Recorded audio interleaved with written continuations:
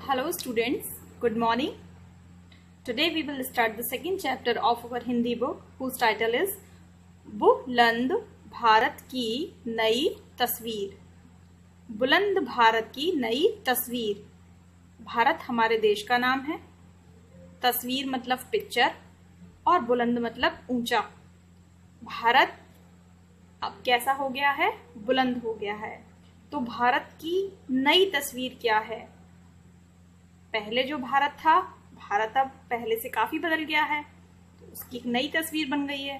तो उसकी नई तस्वीर क्यों बनी है, किसकी वजह से बनी है, किसने बनाई है, ये हम इस चैप्टर में पढ़ेंगे। देखिए, पिछले कुछ वर्षों में भारत की महिलाओं ने, आप शब्दों के उच्चारण पर ध्यान दीजिएगा, पिछले कुछ वर्षों में भारत की महिलाओं ने पुरुषों के साथ कंधे से कंधा मिलाकर भारत को बुलंदी की चरम सीमा पर पहुंचा दिया। पिछले कुछ सालों में भारत की महिलाओं ने पुरुषों, रा पर छोटे ऊ की मात्रा आती है, पुरुषों के साथ कंधे से कंधा, देखिए हाइफन लगा हुआ है बीच में, कंधे से कंधा मिलाकर क्या किया? भारत को बुलंदी की चरम सीमा मतलब उच्चतम सीमा, सबसे ऊपरी सीमा पर पहुंचा दिया। तो बुलंद भारत की नई तस्वीर किसने बनाई? महिलाओं ने बनाई। कैसे बनाई? महिलाएं पहले घरों में रहा करती थीं, लेकिन पिछले कई सालों से अब महिलाएं घरों से बाहर निकलकर काम कर रही हैं। महिलाएं टीचिंग का भी काम कर रही हैं, वे डॉक्टर्स भी हैं, वे वकालत भी कर रही हैं, वो अंतरिक्ष में भी जा रही हैं, वो खिलाड़ी भी हैं, वो राजनेता भी हैं। तो पहले महिलाएं इतने सारे काम नहीं करती थीं, पहले ये सारे काम पुरुष करते थे, लेकिन अब महिलाएं भी कर रही हैं। तो जब दोनों लोग साथ में मिलकर कर रहे हैं, पुरुष भी और महिला भी, तो काम आसान हो जाता है और बढ़िया भी हो जाता है। जैसे किचन में जब मम्मी खाना बनाती हैं तो खाना कैसा बनता है? सो लेकिन जब पापा और मम्मी मिलकर खाना बनाते हैं तो खाना कैसा बनता है? सुपर डिलीशियस बनता है ना। ठीक उसी तरह से जब किसी देश के विकास में महिलाओं और पुरुषों दोनों का योगदान हो जाता है, दोनों ही अपने अपने स्तर पर बराबरी का कार्य करते हैं, तो देश अच्छी और जल्दी तरक्की करता है। इसलिए हम इस चैप्टर को पढ़ रहे हैं, बुलंद भारत की नई तस्वीर। तो अब आपको समझ में आ गया होगा कि ये तस्वीर किसने बनाई है। बिल्कुल आप सही पहचान सकते हो कि ये तस्वीर महिलाओं ने बनाई है। तो इस चैप्टर में हम किसके बारे में पढ़ने जा रहे हैं? हम महिलाओं के बारे में पढ़ने जा रहे हैं। आगे चलते हैं। कुछ प्रसिद्ध भारतीय महिलाओं के चित्र नीचे दिए गए स्थानों में चिपकाकर उनके नाम और उनके द्वारा किए गए कार्य हमको लिखने हैं। तो हमें केवल 3 महिलाओं के ही चित्र चिपकाने हैं। तो हम जानते तो ऐसी बहुत सारी महिलाओं को हैं, लेकिन 3 ही महिलाओं के हमें चित्र चिपकाने हैं। तो कौन कौन सी महिलाओं को हम चुनाव करते हैं यहाँ पर लगाने के लिए? आप जानते हैं तो आप बता दीजिए, नहीं तो आपको मैं बता देती हूँ। देखिए, हम पहले में चिपकाते हैं मदर टेरेसा को। मदर टेरेसा एक बहुत महान महिला है विश्व की। इन्होंने विश्व में शांति स्थापित करने के लिए बहुत सारे कार्य किए। गरीबों, बेरोजगारों, असहायों, बूढ़ों, इनकी सहायता की। दूसरे चित्र में हम आधुनिक भारत की कोई महिला लेते हैं, हम किरण बेदी का नाम ले सकते हैं। ये भारत की पहली महिला पुलिस अधिकारी बनी। तो इन्होंने पुलिस लाइन में या पुलिस के क्षेत्र में बहुत सारे सुधार अपने स्तर पर जो ये कर सकती थी वो इन्होंने किए। तीसरे में हम बरखा दत्त की फोटो लगा सकते हैं। बरखा दत्त एक बहुत ही बड़ी जर्नलिस्ट हैं, मतलब पत्रकार हैं, जो बड़े बड़े लोगों के इंटरव्यूज लेती हैं और इतना टैलेंट है उनके अंदर कि अपने सामने सबकी बोलती बंद करा देती हैं। तो पहले में हमने रखा थोड़ी पुरानी मदर टेरेसा को, फिर हमने रखा थोड़ी नई किरण बेदी को, और फिर हमने रखा और नई बरखा दत्त को। ठीक है, अब हम चैप्टर को आगे पढ़ते हैं और देखते हैं कि किन महिलाओं के बारे में हमें पढ़ना है। तो सबसे पहले हम पढ़ेंगे साइना नेहवाल के बारे में। सायना नेहवाल। साइना नेहवाल एक ऐसा प्रसिद्ध नाम है जिसे आज किसी परिचय की आवश्यकता नहीं है। प्रसिद्ध भारतीय बैडमिंटन खिलाड़ी साइना नेहवाल का जन्म 17 मार्च सन 1990 को हरियाणा के हिसार शहर में हुआ था। आज इतनी प्रसिद्धि के पीछे साइना की कड़ी मेहनत है। कोई भी मुकाम अगर आप हासिल करते हैं तो बिना मेहनत के कभी नहीं मिलता। वे अभ्यास के लिए प्रतिदिन 4 बजे उठकर अपने पिताजी के साथ घर से 25 किलोमीटर, इसको क्या पढ़ते हैं हम, किमी नहीं पढ़ेंगे, इसको पढ़ेंगे किलोमीटर दूर स्टेडियम में जाया करती थी। यहाँ पे फोकस करना है, जाया करती थी। ई की साउंड आ रही है ना, बिंदी लगेगी यहाँ पर। तो साइना नेहवाल एक बैडमिंटन खिलाड़ी हैं जो भारत की बहुत प्रसिद्ध खिलाड़ी हैं। उनका जन्म 17 मार्च 1990 को हरियाणा एक राज्य है, वहां पर एक जिला है हिसार, वहां हुआ था।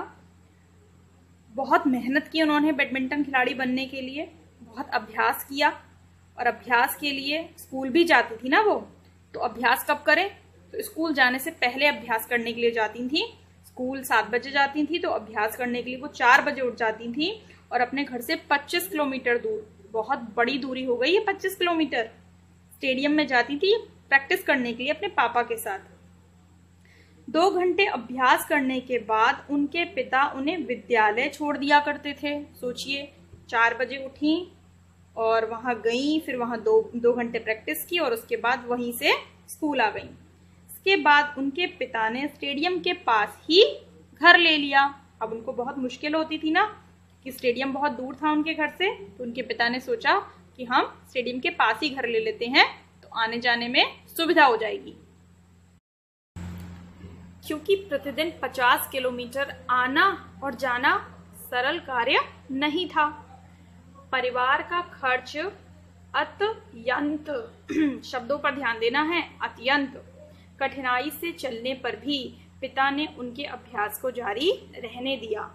तो कोई भी बच्चा यदि अपनी जिंदगी में बड़ा मुकाम हासिल करता है तो इसमें बच्चे की तारीफ तो होती ही है, पर साथ में उसके माता पिता भी उतनी ही तारीफ के पात्र होते हैं, क्योंकि बिना उनकी मदद और बिना उनके सहयोग से कोई भी बच्चा जिंदगी में सफलता हासिल नहीं कर सकता है।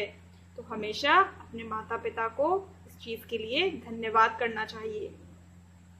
तो पहले उनके पिता ने एक त्याग किया, अपना घर छोड़ा और स्टेडियम के पास एक नया घर लिया।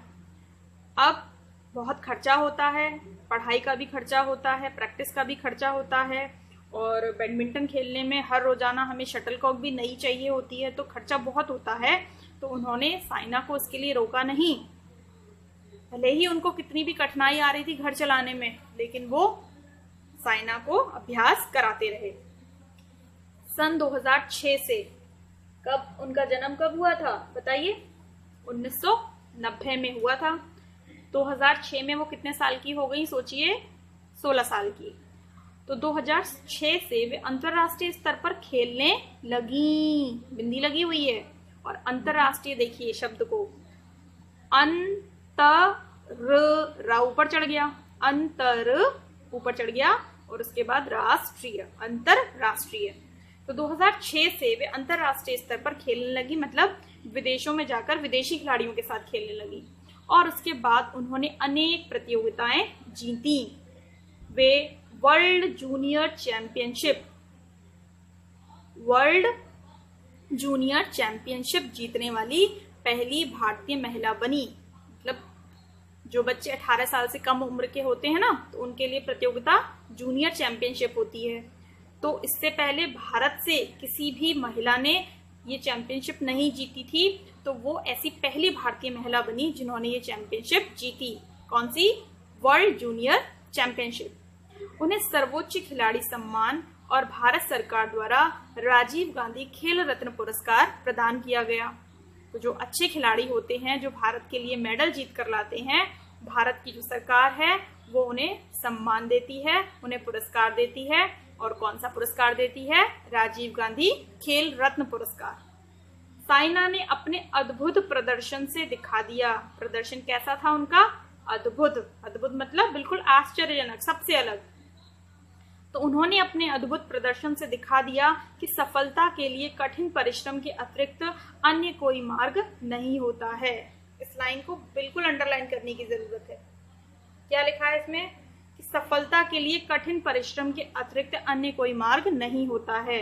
तो जो भी शिक्षक, आजकल ऐसे शिक्षक भी बहुत हो गए हैं, क्या करें, तो जो भी शिक्षक ऐसा कहते हैं ना कि शॉर्टकट से हम सफलता दिला देते हैं, है ना, हमारे पास बहुत अच्छे अच्छे शॉर्टकट्स हैं, आपको ज्यादा नहीं पढ़ना पड़ेगा, आपको ज्यादा मेहनत नहीं करनी पड़ेगी और आप बहुत जल्दी पैसा कमा लेंगे, आप बहुत जल्दी सफल हो जाएंगे, तो समझिए कि वो आपसे पूरी तरह से झूठ बोल रहे हैं। क्या बोल रहे हैं?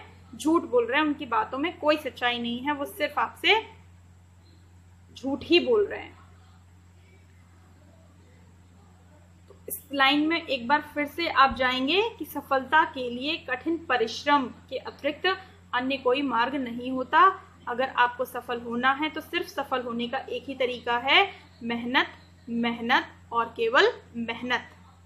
आज पूरा भारत उन पर गर्व करता है क्योंकि बचपन में उनको जो मेहनत करनी थी वो मेहनत उन्होंने कर ली। तो अभी हमने किसके बारे में पढ़ा? The great player of our country, Saina Nehwal. Clapping for Saina Nehwal. ठीक है, मैं भी करती हूँ।